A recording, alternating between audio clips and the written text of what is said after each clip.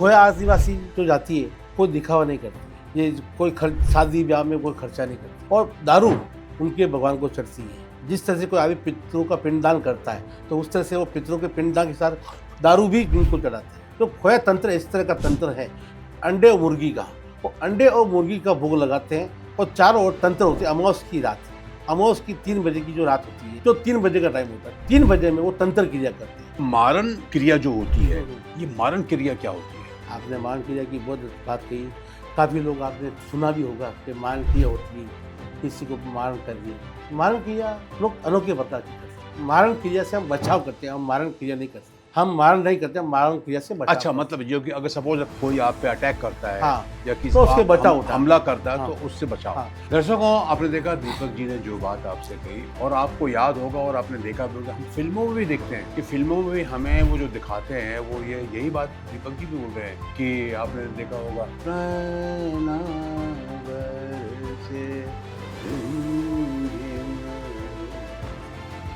आपने याद आया ये गाना कि अचानक हीरो को ये आवाज सुनाई देती है और वो देखता है खिड़की से कि दूर कहीं सफेद लिबास में एक कोई खूबसूरत सी औरत गाना गा रही है और उसके पीछे जाता है वो।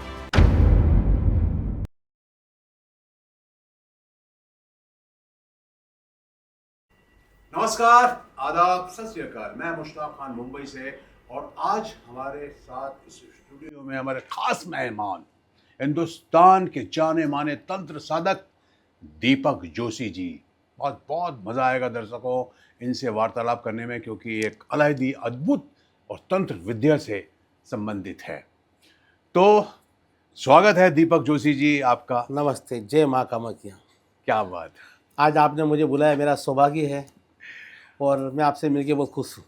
देखिए, जैसे कि आप जानते हैं कि मैं फिल्म इंडस्ट्री से ताल्लुक़ रखता हूँ, और दीपक जोशी हमारी फिल्म इंडस्ट्री के बहुत करीब हैं, संबंधित हैं। इन्होंने इंडस्ट्री के लिए भी बहुत काम किया हुआ है। सही बात है कि Yes. हाँ। तो दीपक जी के बारे में मैं ज़्यादा क्या बताऊँ, ये खुद ही अपने बारे में बताएंगे। मैं इतना कह सकता हूँ कि कोया आदिवासी उड़ीसा में रहते हैं, तंत्र विद्या में बहुत होशियार होते हैं। इस जाति में दारू का महत्व, मुर्गी का अंडे का तंत्र क्रिया में काम किया जाता है। दीपक जी, इसको थोड़ा सा आप। खोया जो आदिवासी जाति है वो बहुत ही शुद्ध और अपने सिंपल जीवन में रहना पसंद करती है। खोया आदिवासी जो जाति है कोई दिखावा नहीं करती है, ये कोई शादी ब्याह में कोई खर्चा नहीं करती है, और दारू उनके भगवान को चढ़ती है। जिस तरह से कोई आदमी पितरों का पिंडदान करता है तो उस तरह से वो पितरों के पिंडदान के साथ दारू भी उनको चढ़ाते हैं। बच्चे का जन्म होता है, जिस तरह का नामकरण होता है, तो भी वो बच्चों को दारू मुंह में डालते हैं, और किसी की मृत्यु हो जाती है तो भी वो दारू का भोग उस मृत्यु की बॉडी के ऊपर लगाते हैं। अब खोया जनजाति की बात करें, वो पूजा पाठ विधि अनुष्ठान करते हैं। ऐसी दुनिया में तंत्र तो बहुत है, तंत्र करने वाले भी बहुत हैं, लेकिन जो खोया जनजाति है वो तंत्र में इतनी महत्वपूर्ण है, वो इतनी मायावी है कि वो तंत्र हमेशा लगता है। तो और मैं बड़ी बात तो नहीं कर पाऊँगा कि ये तंत्र आपने बहुत ही कम लोगों से सुना होगा, ये बात है। उस तंत्र की वजह से कोई भी कार्य करते हैं तो 100% इस कार्य का लाभ आपको मिलता है। अब उस तंत्र साधक की अपन बात करें, खोया तंत्र की, जो खोया तंत्र इस तरह का तंत्र है अंडे और मुर्गी का। वो अंडे और मुर्गी का भोग लगाते हैं और चारों ओर तंत्र होती है। अमावस की रात, अमावस की 3 बजे की जो रात होती है, अभी मैं आपको पहले ही बताता, लेकिन रात दिन का टाइम बता देता हूँ। तो रात का टाइम है, जो 3 बजे का टाइम होता है, 3 बजे में वो तंत्र क्रिया करते हैं।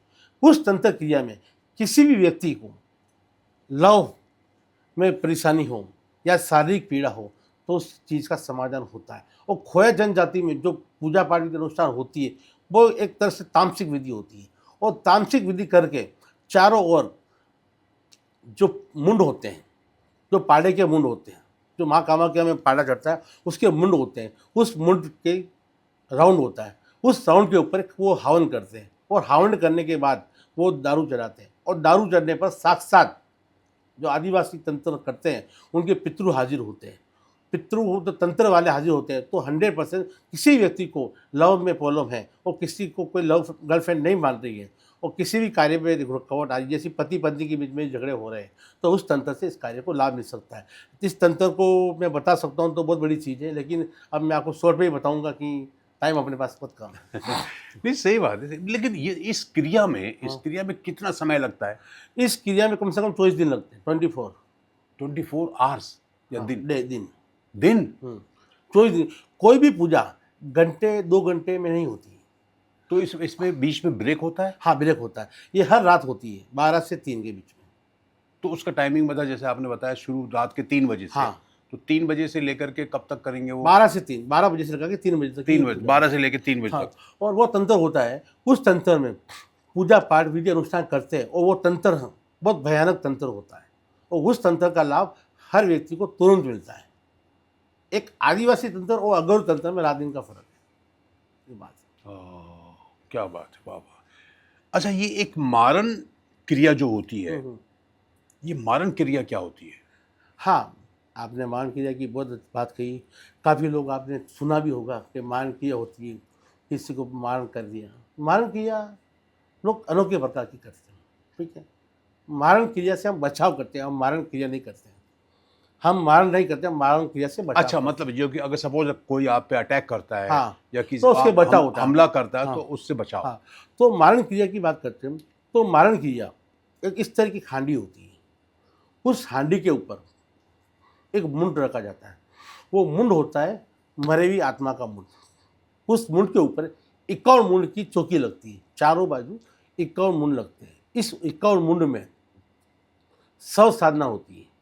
शव के ऊपर तांत्रिक बैठता है। उस तांत्रिक पे बैठने पर वो 21 दिन तक पूजा पाठ विधि शव के पास बैठ के करेगा। उस समय वो हांडी तैयार होती है और तंत्र जागृत होता है। उस तंत्र को जागृत होने के बाद वो व्यक्ति, किसी व्यक्ति के ऊपर जो मारण क्रिया करते हैं, वो लोग पूजा पाठ विधि अनुष्ठान करके उसके ऊपर वो तंत्र भेजते हैं। आपने सुना होगा काफ़ी बार किसी का एक्सीडेंट हो जाता है, काफ़ी बार लोग रोड पे भी आ जाते हैं, किसी को कारोबार में भी परेशानी नहीं चलती, ठीक है। काफ़ी फिल्म इंडस्ट्री में लोग होते हैं, वो बहुत चमकते सितारे होते हैं और अचानक ही उनका डाउनफॉल आ जाता है। तो इसी तरह से ये चीज़ें होती हैं। और तंत्र, मानो या मना मानो, तंत्र है। तंत्र और मंत्र दोनों चीज़ है। आप राम हैं मानते हो, तो रावण भी है। क्यों नहीं है रावण? बड़ी बड़ी सेलिब्रिटी इस पूजा को मानती है, बड़े बड़े तंत्र साधक इसको तंत्र कर रहे हैं, ठीक। आज के टाइम में जितने फिल्म इंडस्ट्री के लोग, बड़े बड़े राजनेता लोग ये चीज़ कर रहे हैं, शायद ही कोई कर रहा होगा। तंत्र एक ऐसी चीज़ है, वो जल्दी काम करती है। तंत्र एक आकर्षण है, तंत्र एक मोहिनी है, तंत्र एक जागृत शक्ति है। अगर मान लो किसी इस मारक क्रिया से कोई अगर बचना चाहे, तो सेफ होना अपने आप को करना चाहिए, तो उसको क्या करना पड़ेगा? उसके लिए शत्रुनाशक पूजा होती है। शत्रुनाशक पूजा माँ बगलामुखी में होती है। माँ बगलामुखी, आपने नाम सुना होगा, नंदखेड़ा। हाँ, यस, उज्जैन के पास नंदखेड़ा, यस। बड़ी बड़ी सेलिब्रिटी भी गए हैं, बड़े बड़े राजनेता भी जाते हैं। अब रील का जमाना है तो लोगों को पता लगने लगा, लेकिन उससे पहले भी तो मंदिर है। उस जगह आप कभी भी पूजा पाठ विधि, अमावस के दिन रात्रि काल आप हवन कराइए। पूजा पाठ विधि अनुसार 9 अष्टी हवन करिए, 9 हवन होने चाहिए। 9 हवन मिर्ची के हवन होंगे, और माँ बगलामुखी का नाम लेके जो आपका शत्रु है, उस शत्रु के नाम का एक आटे का पुतला बनता है।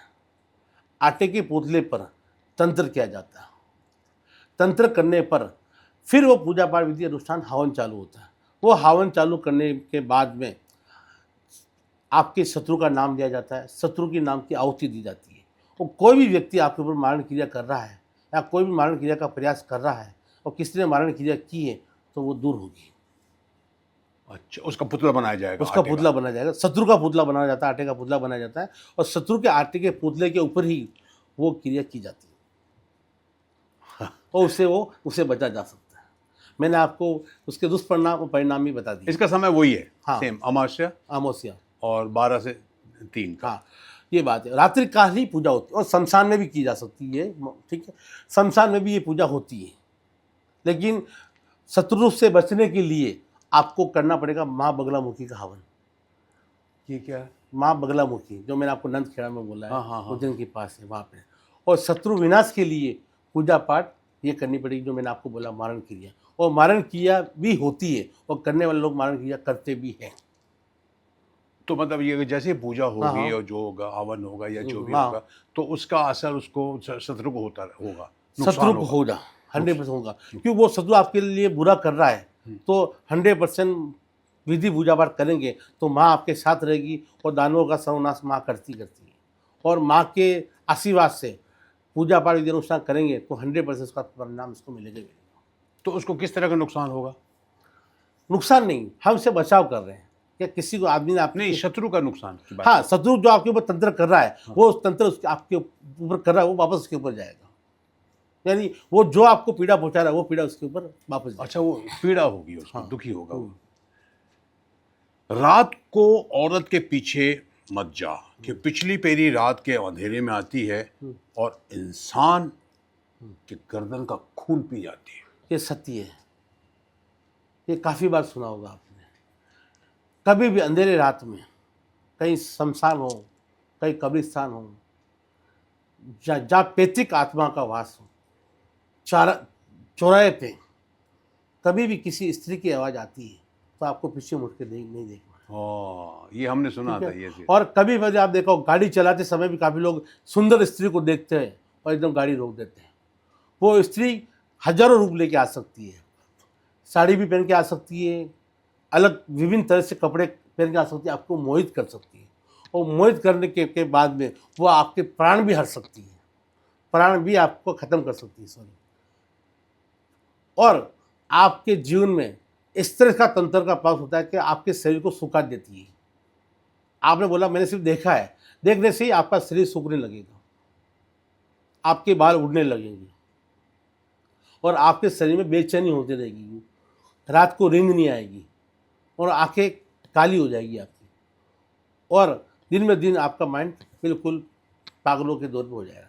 अचानक ही आप बोल रहे समझदार आदमी था, इतना अच्छा आदमी था, इतना ज्ञानी आदमी था, ये इस तरह से कैसे हो गया? इस आत्मा की वजह से ये चीज़ होती है। दर्शकों, आपने देखा दीपक जी ने जो बात आपसे कही, और आपको याद होगा और आपने देखा भी होगा, हम फिल्मों में भी देखते हैं कि फिल्मों में भी हमें वो जो दिखाते हैं वो यही बात दीपक जी भी बोल रहे हैं कि आपने देखा होगा, नैना बरसे रिम झिम रिम झिम। आपने याद आया ये गाना कि अचानक हीरो को ये आवाज़ सुनाई देती है और वो देखता है खिड़की से कि दूर कहीं सफ़ेद लिबास में एक कोई खूबसूरत सी औरत गाना गा रही है और उसके पीछे जाता है वो। हाँ जी, लेकिन सर पिक्चर अलग चीज़ नहीं होती नहीं, है, देखिए, तंत्र चीज़ अलग नहीं, होती मैं है। आप समझ गया मैं। हाँ। लेकिन देखिए दीपक जी, क्या होता है हमारी फिल्मों में भी हाँ हम वही दिखाते हैं हाँ, जो हुआ होता है और जहाँ सुना जाता है। सुना जाता है, अपने अपने मन से तो कुछ नहीं होता है। सही बात। फिल्मों में क्या होता है, समाज में जो चल रहा है, हम्म, जो भी गतिविधियां हैं, जो भी हरकतें हो रही हैं, जो भी हलचल हो रही है, वो फिल्मों में उतारा जाता है, वैसे ही लिखता है राइटर।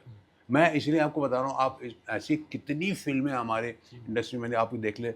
मैं आपको बताऊँ कि वो कौन थी, एक फिल्म बनी थी राज खोसला साहब की, जिसमें मनोज कुमार और साधना थी, आप याद कीजिए उनको, महल, समझे ना। तो इस तरह की फिल्में जो थी ना, जो गाने को जो मैंने आपको बताया ना, वो यही था। अब हर फिल्म में तो ये इस अब तरह की हाँ, अब एक खूबसूरत औरत बताते हैं और दूर गाते हुए जा रही है, वो बड़ी खूबसूरत है और सफ़ेद कपड़े पहने हैं, बाल उसके खुले हुए हैं, और हमारा हीरो जो है जो उसके पीछे पीछे जाता है। इसलिए आपका ये जो क्वेश्चन मैंने किया था ना कि रात को औरत के पीछे मत जा, क्योंकि आगे जाएगा तो तकलीफ है। वो खूबसूरत जो है वही औरत हो सकता है तेरी गर्दन का खून पी जाए। ठीक है, सही बात है कि सही नहीं? बात। तो वो मेरे को याद आएगा, इसलिए मैंने कहा दर्शकों को बता दूं मैं, अच्छा। याद करूं कि हमारे अब आत्मा की बात की आपने, जी आत्मा हमेशा सत्य होती है। अभी एक गुजरात का केस है, मैं आपको बता नहीं पाऊंगा, शहर का नाम लेना अच्छा नहीं लगेगा। उस घर में एक मकान मालिक ने एक स्त्री का मर्डर कर दिया। मर्डर करने के बाद में वो लड़की शायद बंगाल की थी, कुछ मैं लोकेशन वगैरह बदल रहा हूँ क्योंकि मीडिया में भी वो चीज़ आ चुकी है। तो वो लड़की बंगाल की थी, वो अपने बॉयफ्रेंड से मिलने आई और बॉयफ्रेंड ने उसका मर्डर कर दिया। मर्डर करते समय उसने ये किया कि घर उससे में कच्चा था, उसने अपने उसको दफना दिया। दफनाने के बाद 30 साल बाद वो मकान किसी दूसरे व्यक्ति ने ले लिया, खंडर था तो उसने मकान बना दिया। मकान बनाने के बाद ये स्थिति हो गई कि रात को सोते हैं और वो छाती पा के औरत बैठ जाती है। ये सत्य घटना है, सत्य घटना है। फिर इन्होंने पूजा पाठ विधि अनुष्ठान कराया, कुछ नहीं हुआ। फिर इन्होंने पूछते पूछते भी वो मेरे पास आया। मैंने उस घटना को देखा, मैंने कहा ये मांग क्या रही है। हमने पूजा पाठ विधि अनुष्ठान की, उस आत्मा को हमने साक्षात जागृत किया। जागृत करने के बाद में वो आत्मा बोलती है कि मेरी मृत्यु इस घर में हुई हो तो मैं इस घर में दफन हूँ। हकीकत है ये। हकीकत है, सत्य है, बहुत पेपर में भी आ चुका है, ठीक है। और वो पूजा करने वाला मैं ही था। लेकिन मैंने कहा भाई ठीक है, अब कानून कानून का काम करेगा और हम हमारा काम करेंगे। उस आदमी ने बोला मैंने घर बनाया, कैसे करनी, तोड़ दूँ। हमने पूजा पाठ विधि अनुष्ठान किया, उसकी आत्मा को शांति नहीं मिल पा रही थी। उसकी आत्मा को शांति उसी में मिल रही कि जब तक वो व्यक्ति ना पकड़ा जाए तब तक कुछ होने वाला नहीं। फिर हमने पूजा पाठ विधि की और उस आत्मा ने बोला कि आप खड़ा करवाइए। फिर एक व्यक्ति ने, जो मालिक था मकान का, उसने एफआईआर लॉन्च कराई कि मैं अपने घर में, मुझे ऐसा शक है, अंदेशा है, मैं ये घर खुदाना चाहता हूँ। पुलिस की मौजूदगी में वो घर में खोदा गया और वहाँ से स्त्री का कंकाल निकला। आप मीडिया में भी देख सकते हो, स्त्री का कंकाल निकला। फिर पुलिस बहुत आगे तक गई और उस मकान मालिक को पकड़ा। 30 साल पुराना केस सॉल्व हुआ। ओ क्या बात है, देखा सुना दर्शक। आत्मा सत्य है, आत्मा 100% सत्य है। तो मतलब दीपक जी, वो आत्मा जिसके साथ बुरा हुआ है, जिसके साथ उसका मर्डर हुआ है, उसके साथ धोखा हुआ है, वो आत्मा, आपका मतलब है कि उसको चैन नहीं मिलता है, चैन नहीं मिलता, और वो आत्मा जो है वो उसको मुक्ति मिलनी बहुत जरूरी है, उसको बहुत जरूरी है। तो मतलब ये वो शांत आत्मा नहीं है, उसके साथ तामसिक आत्मा, उसके साथ गलत हुआ है, वो तड़प रही है, तो वो इसलिए वो भटक रही है, सीधी सी बात। ये बात तो सही है। दर्शकों, हमने भी देखा है, फिल्मों में भी देखा है, किताबों में भी पढ़ा है कि इस तरह से भटकती हुई आत्मा जो है, जिनकी रूह भटकती रहती है, हम लोग जैसे बोलते हैं, तो वो उसको जब तक शांति नहीं मिलती, मुक्ति नहीं मिलती, इंसान के पीछे लगी रहती है जिसने उसके साथ गलत किया हुआ है। ये बात है। माँ कामाख्या के बारे में कुछ जानकारी दीजिए। हाँ, माँ कामाख्या के बारे में आपने बहुत सुना होगा। माँ कामाख्या साक्षात एक तंत्र की माँ रानी है और माँ कामाख्या महादेव की पत्नी थी। आपको पता है या नहीं हो? नहीं।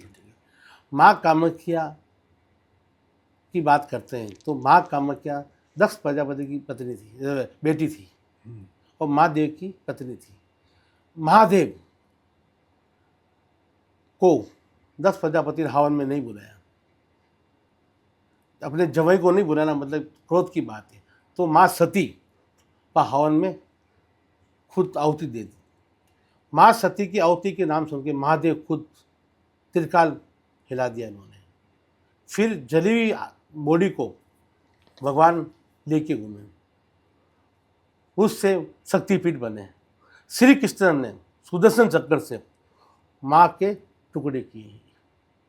वो योनि भाग था, वो योनि भाग माँ कामाख्या में गिरा। वहाँ 3 दिन तक अब्बू मासी मेला लगता है और माँ को योनि में रक्त आता है। वो आपने सुना होगा। हाँ। रक्त आता है, वो रक्त फिक्स समय फिक्स टाइम में आएगा। और माँ कामाख्या के मंदिर में वहाँ का राजा पाँव नहीं रख सकता। माँ कामाख्या के मंदिर में वहाँ का राजा पाँव नहीं रख सकता है। और माँ कामाख्या के मंदिर में राजवंश का कोई भी व्यक्ति नहीं आ सकता है। यह आपने सुना होगा। तो जी।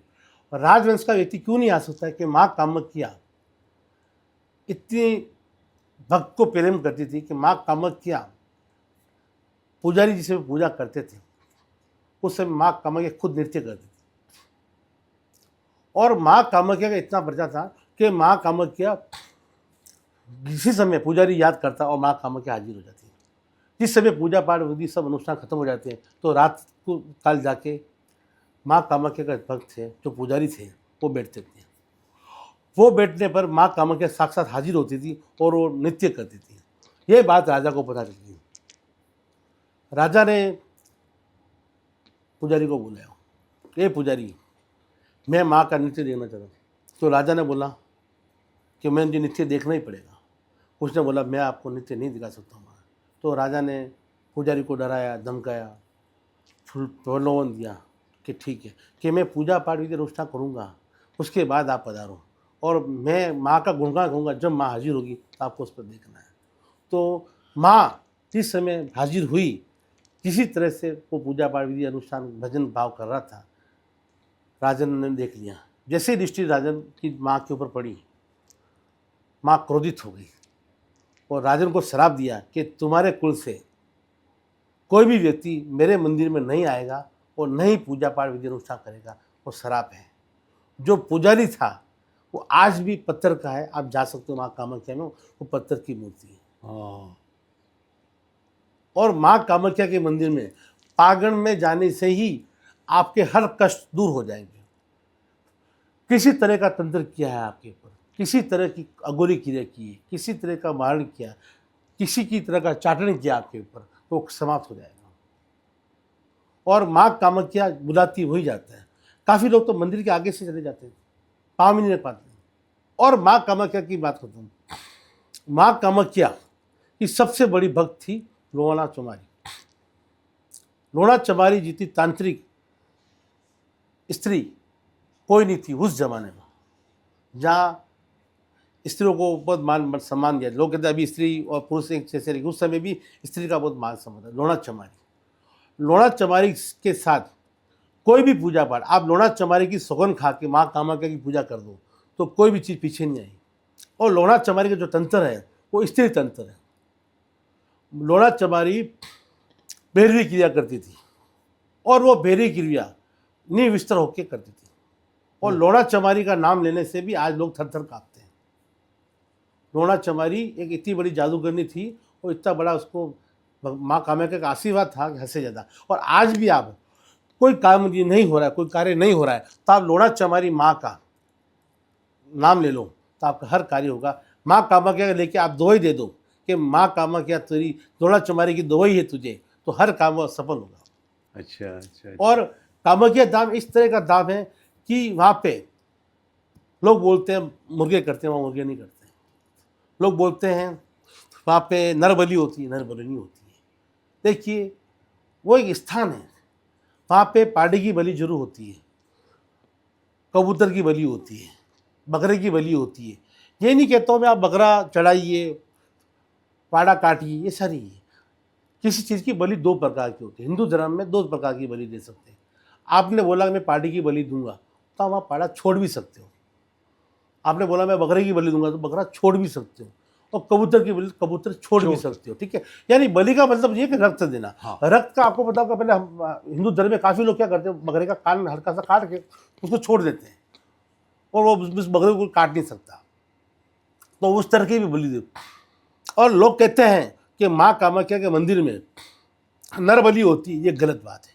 तो दर्शकों, कामाख्या के बारे में आपको पता चला और बहुत अच्छी जानकारी दी दीपक जी ने। एक और है, तो माँ धूमावती के बारे में थोड़ा बताइए। माँ धूमावती की बात करते हैं तो माँ धूमावती जो है, शादीशुदा स्त्री माँ धूमावती की पूजा पाठ विधि अनुष्ठान नहीं कर सकती है। क्यों, क्या रीज़न है, क्या कारण है? माँ धूमावती एक विधवा रूप है। अच्छा। और माँ धूमावती वो ही शिव की पत्नी थी, पार्वती। अच्छा। हाँ, माँ धूमावती जो थे, श्री कृष्ण सॉरी महादेव और पार्वती दोनों ध्यान निद्रा में थे। और महादेव तो आपको पता है देवादिदेव महादेव हैं, वो परीक्षा देना चाहते थे माता की। माता को इतनी भूख लगी कि माँ तड़प रही है और महादेव सो नहीं रहे। माता को कोई माता महादेव को निगल गई कि माँ तो माँ है। तो माँ निगलने के बाद महादेव को इतनी पीड़ा हुई महादेव ने इतनी पीड़ा दी माँ को कि माँ खुद जल गई ओ और माँ ने मुख से निकाला महादेव को। और महादेव ने श्राप दिया, ये देवी तू एक पतिव्रता नारी है और अपने पति को निकल गई। तेरी कोई व्यक्ति शादीशुदा स्त्री तेरी कोई पूजा पाठ नहीं करेगा। और आपके बाल, आपने माँ धूमावती की फोटो देखी, माँ धूमावती बिखरे हुए बाल होते हैं माँ धूमावती, फटी हुई साड़ी मिलेगी माँ धूमावती की, और माँ धूमावती की पूरे हाथों में झुर्रियाँ पड़ी होगी। जिस तरह से बहुत बूढ़ी औरत है उस तरह से माँ धूमावती रहेगी। और माँ धूमावती एक इस तरह की चीज़ है कि भयानक एंटिटी है। और माँ धूमावती की पूजा जब की जाती है, किसी व्यक्ति को कारोबार में या फिल्म इंडस्ट्री में या बिजनेस में किसी को बर्बाद करना है, तो वो ये पूजा पाठ माँ धूमावती के लोग करते हैं। और किसी को शौर्य और वैभव पाना है, या किसी व्यक्ति को लग रहा है कि मैं आगे बढ़ना चाहता हूँ और मेरे पीछे मेरे कॉम्पिटिटर बहुत है, तो माँ धूमावती की जो पूजा पाठ विधि होती है, और माँ धूमावती तंत्र क्रिया में बेहतरीन की जाती है। तंत्र गणेश। हाँ, आपने काफ़ी बार गणेश का नाम तो सुना होगा। जी बिल्कुल। बॉम्बे में रहते हो तो आप बिल्कुल, गणपति का अरे नाम हमारे सुना यहाँ तो बहुत। ठीक है। गणपति दो प्रकार के होते हैं, एक तो गणेश और एक तंत्र गणेश। जो तंत्र गणेश होते हैं वो काले होते हैं। अच्छा। अब काफ़ी लोग घर पे तंत्र गणेश की मूर्ति लगने लगे हैं। नहीं, मैंने भी देखा काले। हाँ, तो तंत्र गणेश होते काले। आप तंत्र गणेश वो आपको तुरंत प्रभाव से लाभ देंगे। तंत्र गणेश की 12 भुजा होती है और तंत्र गणेश के दोनों दांत सीधे होंगे, अच्छा। टूटे हुए नहीं मिलेंगे आपको। और तंत्र गणेश एक विशाल रूप रहेगा। और तंत्र गणेश के पास रिद्धि सिद्धि के अलावा भी बहुत सारी रानियां रहेगी। और तंत्र गणेश की पूजा पाठ विधि अनुष्ठान कोई व्यक्ति करता है या अपने घर पे काले गणेश की मूर्ति ला के रखता है, तो उसको कारोबार में बहुत ज़्यादा लाभ मिलेगा। और किसी व्यक्ति को किसी कार्य में या फिल्म इंडस्ट्री में को या किसी कंपनी में को लाभ नहीं मिला है, तो तंत्र गणेश की पूजा विधि किस तांत्रिक से ही हो सकती है। वो सात्विक पंडित पुजारी ये नहीं कर सकता है। तंत्र पूजा ही से ही ये तंत्र गणेश की पूजा होगी। Okay okay. एक और मैं पूछना चाह रहा था, वेश्या तंत्र। हाँ, ये वेश्या तंत्र बहुत बड़ा तंत्र है। ये काफ़ी बार मैंने अपने पॉडकास्ट में भी बताया है। हाँ।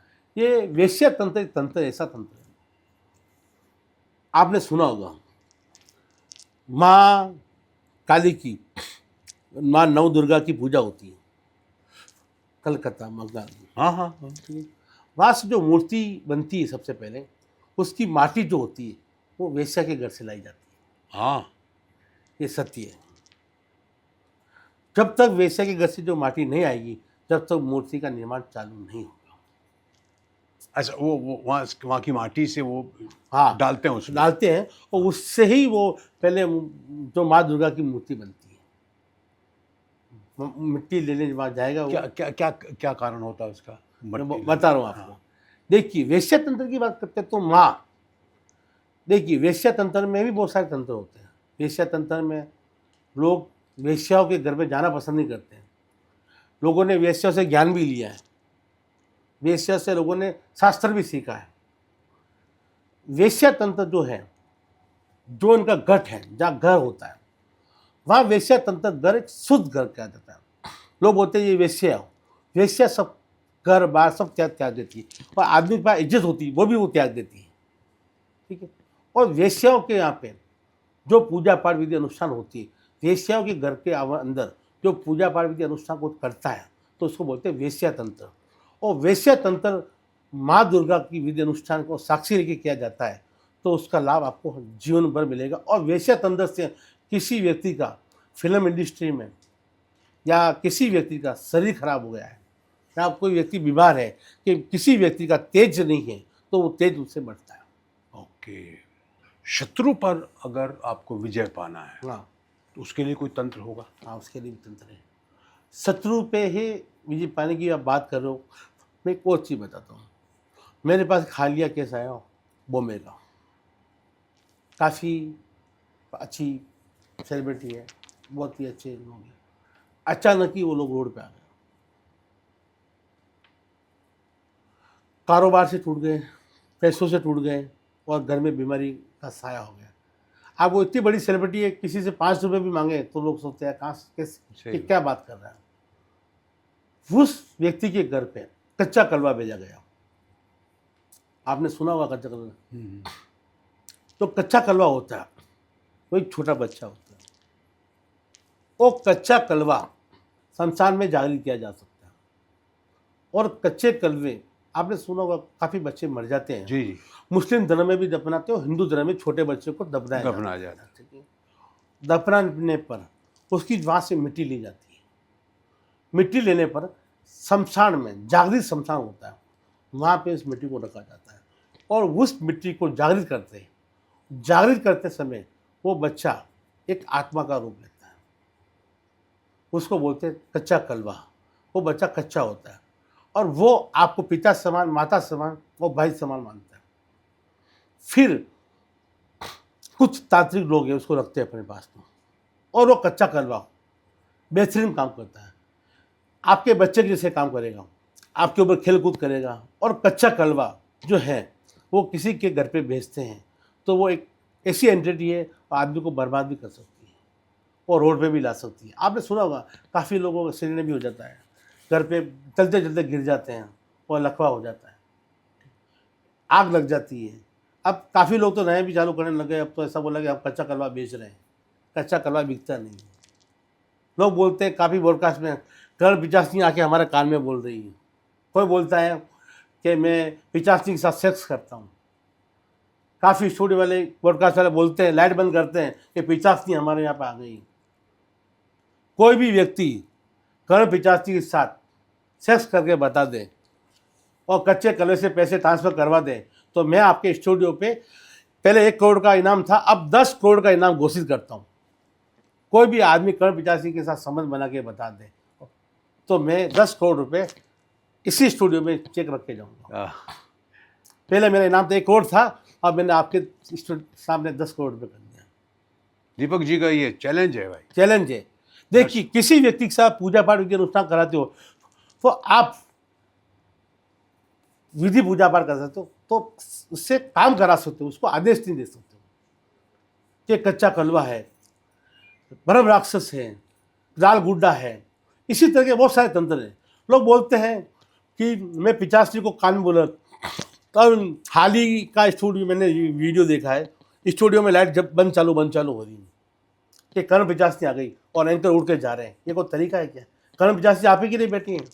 मेरे पास फ़ोन आते, पंडित जी ये पैसा ट्रांसफ़र करना है। मैं कहा बैंक में जाओ भाई, बैंक में पैसा ट्रांसफ़र होता है, हमारे यहाँ पैसा ट्रांसफ़र थोड़ा होता है।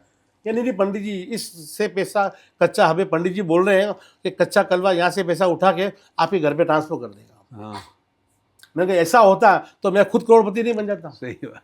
या आप करोड़पति बनने नहीं बन जाते हैं। और काफ़ी लोग बोलते गड़ा धन होता है, वो आपकी किस्मत से मिलता है। इतनी सारी अरावली पड़ी है, इतनी सारी दुनिया पड़ी है, तो क्यों ना वो जो कह रहे हैं मैं गड़ा धन निकाल सकता हूँ, तो खुद ही खड्डा खोद के निकाल दें। सही बात। जो लोग बोलते हैं 1 के 2 करते हैं और गड़ा धन निकालते हैं, वो सब फ्रॉड है। हर चीज़ का स्थान होता है। आप एक्टिंग कर रहे हो तो आप फिल्म इंडस्ट्री में, आपको पता है कि फिल्म सिटी में एक्टिंग होगी, मतलब आपको कोई स्थान दिया जाएगा, वहीं आप कार्य करोगे। राइट। अब गली मोहल्ले में कोई कह रहा है मेरे पास करण पिचासी नहीं है, कोई कह रहा है कच्चा कलवा है, कोई परिया बेच रहा है। और अभी तो ये स्थिति हो गई है, 500 रुपये में सिद्धि लो, 500 रुपये में सिद्धि बेच रहे हैं। ऐसे कलाकार बैठे हैं, ठीक है, और लोग उनसे बेवकूफ़ बन रहे हैं और सिद्धि ले रहे हैं। सही बोल रहे हैं। लोग बोल रहे हैं 500 में काम, 1000 में काम, 2000 में काम। 1500 में काम नहीं होते। सिद्धियाँ इस तरह से नहीं बेची जाती है। आज आपने मुझे बुलाया है तो आपसे ज़्यादा, मेरे से ज़्यादा ऑडियंस आप पे भरोसा करती है कि सर का ऑडियो आज पॉडकास्ट है। तो इस तरह से चीज़ें होती है। किसी व्यक्ति को हम भ्रमित नहीं करते, हम सही मार्गदर्शन बताते हैं और सही मार्गदर्शन से ही हम इस कार्य को पूर्ण करते हैं। क्या बात है, बहुत अच्छा, बहुत ही अच्छी बात बताई है दीपक जी आपने। दीपक जी, एक मेरे दिमाग में एक क्वेश्चन आ रहा है। बहुत सारी चीज़ें हैं, बहुत सारे आप लोगों सब बता दिया, इतने सारे तंत्र विद्या के बारे में बताया। एक बड़ी समस्या जो है, मेरा ख्याल है ये ग्लोबली है, मतलब पूरी दुनिया की समस्या है वो, कि शादीशुदा के बारे में बता रहा हूँ मैं आपको, कि पति पत्नी पति पत्नी होते हैं, और आपने देखा होगा हमारे यहाँ तो फिल्में भी बनी हैं, पति पत्नी और वो, हाँ पति पत्नी और वो तीसरा। तो ये इसका कोई तंत्र है कि एक पति पत्नी जो अपने मतलब अच्छा सुखद जीवन जी रहे हैं, स्वस्थ जीवन जी रहे हैं, बड़ा मतलब सुकून वाली ज़िंदगी जी रहे हैं, लेकिन वहाँ पे कोई तीसरा आ जाता है। हाँ मतलब तीसरा ये कि पति पत्नी है, उसके साथ तीसरा आदमी हो जाता है, तो पति पत्नी है लेकिन तीसरी कोई और आ जाती है, इस तरह। तो वो तीसरा जो है हाँ उससे उसके लिए कोई तंत्र है क्या? हाँ। अभी मेरे पास पंजाब का केस आया है। एक बहुत बड़े स्पोर्ट्स कंपनी के मालिक हैं, वो एक औरत से बात कर रहे हैं। वो औरत उनके घर पे जॉब करती थी। हम्म,